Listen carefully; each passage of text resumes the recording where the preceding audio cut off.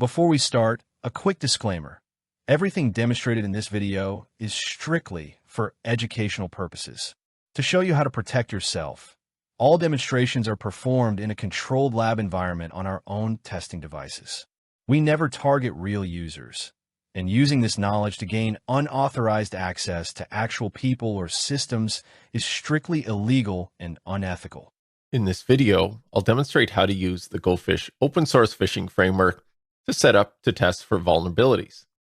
So Gophish is a pen testing web-based application to test for phishing vulnerabilities. So it allows you to run email campaigns like you would for actual legitimate email newsletter, sending out to clients.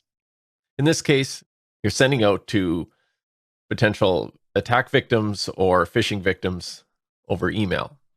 So phishing campaigns are started from the campaign link. However, first time you run it, you try to create a new campaign, it'll tell you that there are no profiles found. So we need to set up a profile first. So where we really need to start, sending profiles. So we'll create a profile, and this is going to ask us for an SMTP server. So a server for sending mail. So I'll call this my mail server as a name from Bob. And Bob's email is bob@mymailserver.com. And a host SMTP or something like mail.example.com.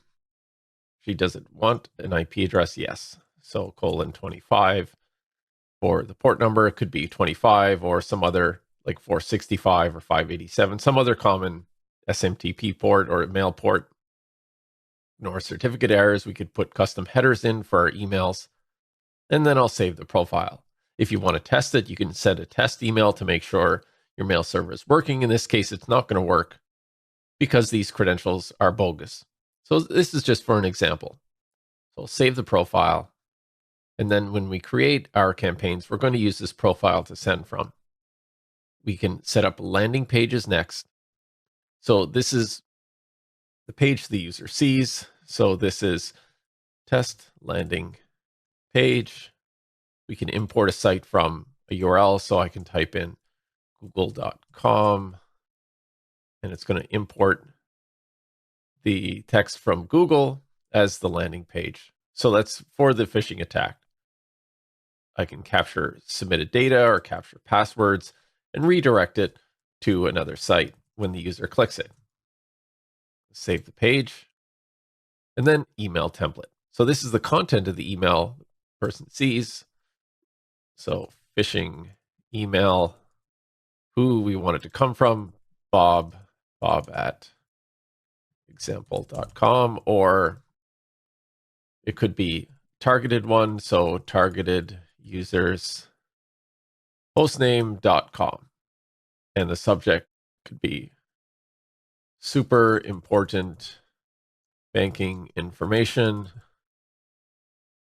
Please click this link to update your banking information. Typical things you get in a phishing email. So you set up the email here. You can add a tracking image to track to see if the user has opened it or clicked on it. So I want to save that template. So you get a template, and then users and groups. So we want to create a group. So phishing targets. We can bulk import users from CSV files if we've downloaded a list from somewhere, or we can enter the manual, type in some information, alice@example.com, add this user. So we have one user for our phishing attack, for our phishing campaign. So we have a target. Then we go to campaigns, and now we can create a campaign. So a new campaign, I want to call this phishing test 1. I can select an email template out of a list, depending on how many I've created, the landing page, the target, and then the URL. So this is the URL for the Gophish listener. So it should be an external IP address. Could be example.com/landing page.html, something like that. Send email so I can decide when it's going to be sent. And then I can hit launch campaign, and then it will attempt to send it, in this case, immediately, or I can change the time. And let's say I want it to be at,